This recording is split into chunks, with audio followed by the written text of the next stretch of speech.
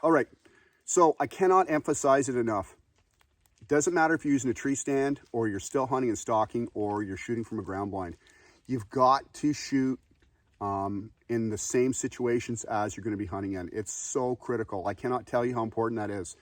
I hunted with a guy a few years ago, super nice guy. He was used to doing a lot of spot and stalks. He wasn't used to sitting for a long time. So I told him, hey, get used to being patient because this is big woods whitetail, swamp whitetails where you're going to come down and hunt here, and it's going to be a different ball game. And when he arrived, we got him out there, and he was having a lot of problems with shooting out of we had two different ground blinds. We had a pop-up tent that was really brushed in real nice for him, and we also had a really nice, very natural blind setup that you basically walk right into, sit down. There's a lot of real natural cover around, and it was a fantastic run.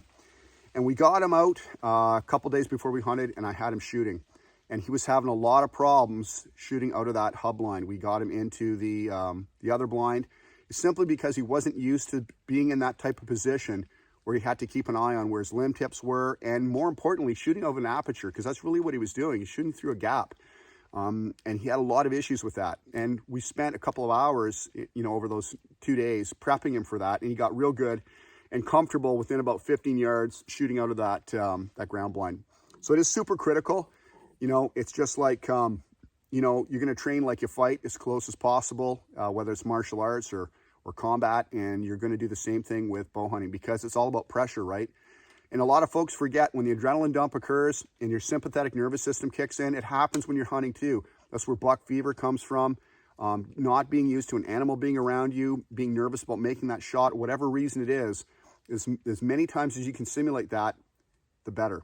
If you notice what I've done here with this deer behind me here, this is actually our turkey setup for fall turkey I've got here, but I'm shooting out of this blind simply because I don't want to shoot out of the blind we've got super brushed in. We're trying to let that area cool off because we placed it a couple weeks back. We are not actually going to hunt that blind until right into the rut because it's such a great, it's in between two very large bedding areas, big safe areas for does, and the bucks literally cruise in and out of there all day long.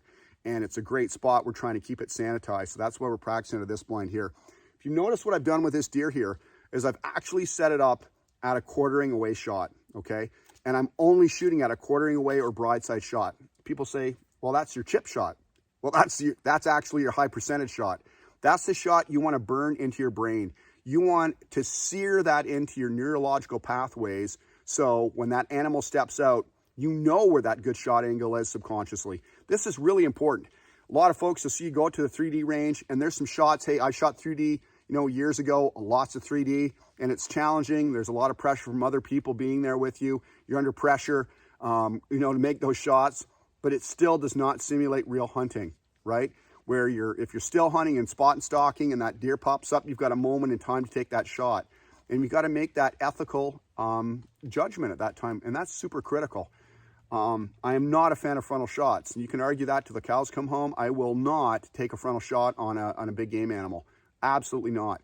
So I want to have my subconscious know when that shot's going to happen. So I know my equipment. I know where those arrows are going. All I've got to do is knock that arrow, focus on where I want that arrow placement to go, and it happens all by itself, right? Because I've seared it and drilled it. And I mean drill and training. This is important. If you notice, I shot one arrow. This is a concept you're going to hear me talk about, that one arrow at a time principle. Because if I make that shot in that first cold shot where I place that arrow now, and that's pretty good heart and lung shot right there, what's going to happen is if I shoot another arrow, my brain likes where that arrow went, okay? It's going to chase the other arrow, right? And I've now made, trying to find or locate where I want that arrow to go, I've already got a marker in the target. I don't want to do that again. So when I challenge my brain, I'm either going to pull that arrow and shoot again or change my position or my angle or my distance. You're going to hear about the rule of 3. So position, we're talking about sitting, kneeling, standing, even sitting right down in your butt, maybe even partially lying down. If you're up in a tree, turning a certain way, changing your angle, having a bend from the waist, things like that. When I talk about angle, I'm talking about shot presentation. Broadside or quartering, you can still change the angle in which you're placing that arrow by moving. So you're never taking the shot at the same place each time, right? Distance, this is important too. Once you find your effective lethal range, that is the range in which you know that your arrow placement is 9 times out of 10 right where you're looking, okay? And this goes, doesn't matter if you're shooting a compound with sights, you know, scoped out, whatever you're doing, a traditional bow, whether you're gap shooting, instinctive, whatever.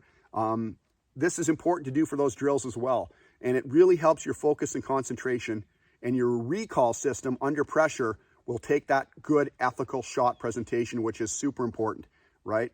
I know if I've got the bow up and I've got that decision made and I've come in a full draw and I'm on live string and my back tension's going, I know I'm going to make that shot because I've been training for that. Those only 2 shot presentations are going to make that arrow go where I'm looking. All right, stay with us, walk with us, shoot straight, and have fun.